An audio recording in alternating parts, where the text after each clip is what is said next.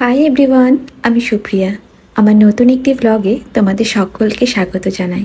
তখন আমার প্রেগন্যান্সির 35 উইকস চলছিল। প্রতিদিনের মতো সকালে উঠে মেডিটেশন, যোগা, প্রাণায়াম করে ছাদে গিয়েছিলাম একটু হাঁটতে। সাথে গাছে জল দেওয়ার জন্য পাইপটাও লাগিয়ে দিলাম। আধ ঘন্টা মতো হাঁটবো, তাতে জল দেওয়া হয়েই যাবে। প্রতিদিন সকালে আমি আধ ঘন্টা হাঁটতাম আর সন্ধেবেলায় আধ ঘন্টা। কখনো কখনো সন্ধ্যেরটা মিস হয়ে যেত, কিন্তু সকালেরটা কখনোই মিস করতাম না।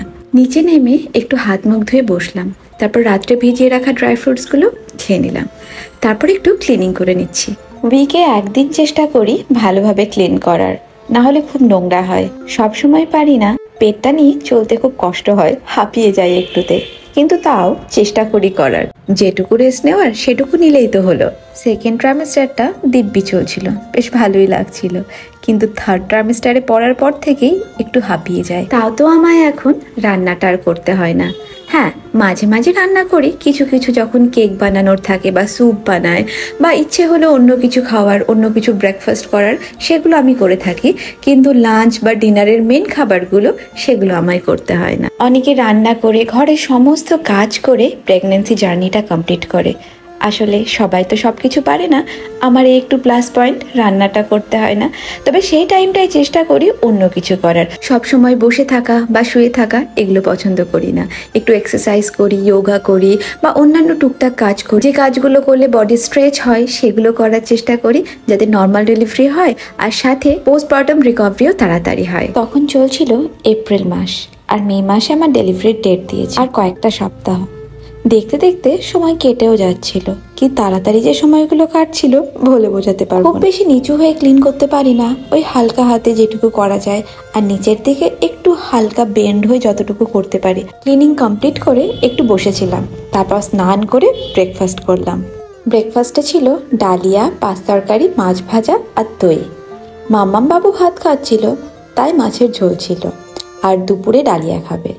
দুপুরে আমাদের আমার আর কুশের বিরিয়ানি খাওয়ার নিমন্ত্রণ ছিল, তাই সকালে আর ভাত খাইনি। একটু পর মা যে বেল দিয়ে গিয়েছিল, সেটা শরবত বানিয়ে খেয়েছিলাম। গরমে বেলের শরবত খেতে বেশ ভালো লাগে, স্পেশালি বরফ দিয়ে।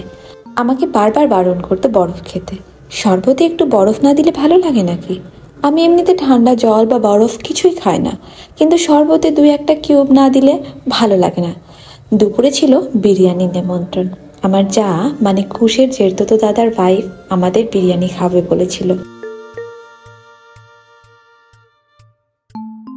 এই যে বিরিয়ানির প্রিপারেশন চলছে। চিকেন ম্যারিনেট করে রাখা আছে, আর এই দেখো বিরিয়ানি রেডি। প্রথমে কুশলকে খাইয়ে দিচ্ছিল দিদিভাই, তারপর আমরা একসাথে বসবো খেতে। এই যে আমাদের প্লেটও রেডি। এবার সাথে একটু শসা আর পেঁয়াজ ছিল, এগুলো ছাড়া কি বিরিয়ানি চলে? বিরিয়ানিটা খুব সুন্দর খেতে হয়েছিল। অনেকদিন পর সেদিন চিকেন খেয়েছিলাম। প্রেগনেন্সিতে আমি খুব একটা চিকেন খাইনি, খুব একটা ভালো লাগতো না খেতে। প্রেগনেন্সির শুরুতে যখন বাড়িতে গিয়েছিলাম, মা একদিন মাটন করে খাইয়েছিল। সেই দিনের কথা আমি কখনো ভুলবো না। এত কষ্ট পেয়েছিলাম খেয়ে, পরের দিনও ঠিক করে কিছু খেতে পারছিলাম না। তারপর চিকেন, মাটন সব বন্ধ। পুরো প্রেগনেন্সিতে 3 থেকে 4 বার মতো চিকেন খেয়েছি। বিরিয়ানির সাথে ছিল রায়তা, যেটা আমার খুবই ভালো লাগে, আর রায়তাটাও দারুণ হয়েছিল। আর এই যে 1 ডেজকে বিরিয়ানি বানানো হয়েছে, এখনো আরেকবার খাওয়া হয়ে যাবে। না না, আমরা আর খাবো না, একবারই ঠিক আছে। কুশল খুব ভালোবাসে বিরিয়ানি খেতে, তাই ওর জন্য আবার রাত্রে থাকলো তোলা। খাওয়া শেষ হতেই চলে এলো আইসক্রিম। আসলে আমি আইসক্রিমটা বেশ ভালোবাসি, এটা সবাই জানে, তাই আরও আনা হয়েছে আমার জন্য।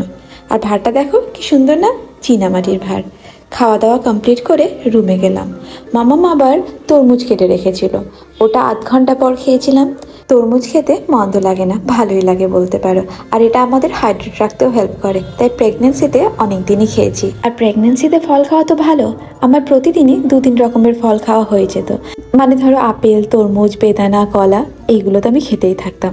আর শীতের সময় রোজ একটা করে কমলা লেবু মাস্ট। বিকেলে মাম্মামের সাথে ফল কাটতে বসেছি। আমি কলা ড্রাই ফ্রুটসগুলো কেটেছিলাম আর মাম্মা আপেল। সেদিন ফ্রুট কাস্টার্ড বানানো হয়েছিল। এই যে সব ফলগুলো দেখো কাটা হয়ে গিয়েছে। এখন কলা আর আপেল ছিল ঘরে, তাই এই দুটোই কাটা হয়েছে। অন্যান্য সময় আরও যেসব ফল থাকে সেগুলো কাটি। আর এই দেখো, এটা নতুন একটা কাস্টার্ড পাউডারের প্যাকেট। পুরনো একটা ছিল, ওটাতে বেশি ছিল না, হবে কিনা বোঝা যাচ্ছিল না, তাই একটা নতুন আনা হয়েছিল। লাস্টে দেখছি পুরনোটা দিয়েই হয়ে গেল। নতুন প্যাকেটটা থেকে খুবই সামান্য লেগেছিল, ওটুকু না দিলেও চলতো। আমরা যেদিন ফ্রুট কাস্টার্ড বানাই ওটা সেদিন খাই না, সেটাকে ফ্রিজে রেখে দিই ঠান্ডা করে। নেক্সট দিন খাই। ঠান্ডা ঠান্ডা ফ্রুট কাস্টার্ড খেতে বেশ ভালোই লাগে। আর ডেজার্ট কার না ভালো লাগে, আর স্পেশালি যখন আইসক্রিমের মতো ফিল হয়, আহা দারুণ লাগে। তো ব্যাস, এই ছিল আজকের ব্লগ। আশা করি ব্লগটা তোমাদের ভালো লেগেছে। দেখা হচ্ছে পরবর্তী একটি ব্লগে। ভালো থেকো, সুস্থ থেকো। চলো টাটা।